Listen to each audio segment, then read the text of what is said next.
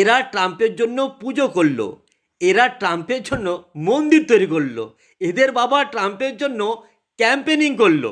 এবার ট্রাম্প সরকার ট্রাম্পকে নিজের প্রিয় বন্ধু বলল, মাই ফ্রেন্ড ডোনাল্ড ট্রাম্প।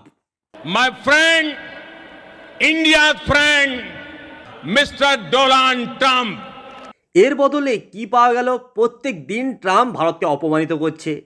ভারতের উপর 25% শুল্ক বাড়িয়ে দিল ট্রাম্প। ভারতের অর্থনীতিকে মৃত অর্থনীতি বলল, ডেড ইকোনমি বলল। ট্রাম্প এও বলল ভারতকে নাকি আগামী দিনে পাকিস্তানের কাছ থেকে ওয়েল কিনতে হবে। ভাবুন কাণ্ড। এখন কিন্তু তোমরা আর বলো না যে ট্রাম্প এমন ব্যবহার করবে আমরা কি করে জানবো? যাদের মধ্যে সামান্য বুদ্ধি ছিল তারা ভালোভাবেই জানতো ট্রাম্প ঘৃণার রাজনীতি করে।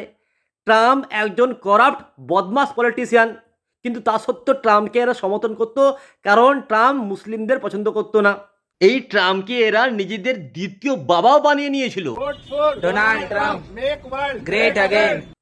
ঠিক একইভাবে এরা ইসরায়েলকে সমর্থন করছে, কারণ ইসরায়েল মুসলিমদের উপর অত্যাচার করছে। কান খুলে শুনে রাখো, মুসলিমদের ঘৃণা করো বলে যদি ঘৃণার রাজনীতি করে এমন কোনো পলিটিশিয়ানকে তোমরা সমর্থন করো, তাহলে তোমাদেরকেও ভবিষ্যতে ফল ভোগ করতে হবে।